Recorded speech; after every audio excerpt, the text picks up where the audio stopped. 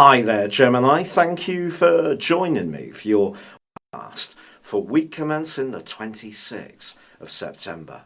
Your ruling planet of Mercury continues to combine with Pluto as it did last week, giving you a huge opportunity to unearth some deeper truths within your situation or to work at a more practical level around a property renovation or anything to do with moving home.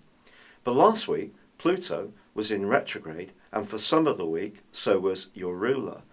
But the first half of this week, Mercury is obviously still going forwards, but is joined by Pluto's forward motion from Monday too. So even if there has been a sense that things have been standing still, you've been treading water around your deepest desires and hopes, I do feel that this is going to really help. But there's another real asset, because Mars hustles and bustles its way on Tuesday into the same location as Pluto in the sign of Capricorn.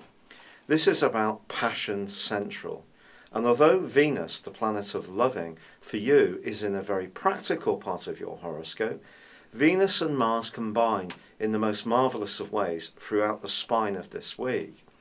If you do want to make the most of balancing your attributes when it comes to relating in terms of your passion, your drive, your humour and personality, well, obviously when Venus and Mars are well aligned, this is certainly going to be to the fore.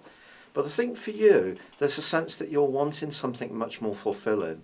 Because although there is a very bubbly link this week between the Sun and Jupiter in the part of your scope that's to do with your personal expression, which can give you a great deal of extra confidence and see you dazzle people with the full range of your personal skills and charisma. And it can also be a platform for you to stage any kind of push forwards around your creative talents. Well, the fact is that you still need to feel there is a deeper meaning to things. And that's been a trend that's been ongoing for some while in your situation. The great news, however, is that the new moon, which occurs on Saturday, does forge a great link with Saturn. Now, Saturn has been acting, if you like, as a metaphorical break in terms of your interactions with others for over a year. When Saturn makes its way through the seventh solar house, it's not easy. We don't seem to get the responses from other people that we feel we deserve. Others can also seem to be distant or cold or detached, or our love lives can seem much more routine, or opportunities can seem more limited. And of course Neptune has also been squeezing the energy that is in Saturn just that little bit further away by its ebb at the very foundations of how you feel that you relate ever since the middle of May. But ironically, Saturn turns into the good guy this week, forging a great link with that new moon, which occurs on Saturday. And I think this is going to help you to realise the people in your life who are meaningful. And it really does go back to that old maxim, it's not the quantity, it's the quality.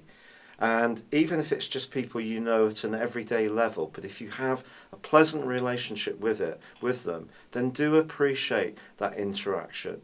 It doesn't matter who you connect with. I do feel that your connections are going to just mean that much more to you from this week onwards. However, there's also an absolutely stunning link between Venus and Neptune as this week draws to a close. But the interesting thing about this connection is it may be that someone's going to be giving out some signals to you, but they may not make it absolutely painstakingly clear how they feel, because there is quite a lot of this psychological and out of sight energy bubbling away under the surface.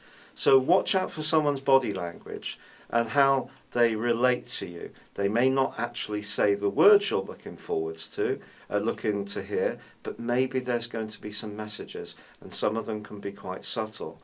But this is a week when you can start to feel more positive about relating in general. That comes from the marvellous alliance between the Sun and Jupiter. This is very rare. It only happens every 12 years. And for you, it's happening in the most brilliant part of your scope. So set your expectations high, but at the same time, Don't lower your standards in terms of the type of people that you will consider getting really up close and personal with you. It's been a real pleasure being with you. Thank you for joining me. Good luck and goodbye for now.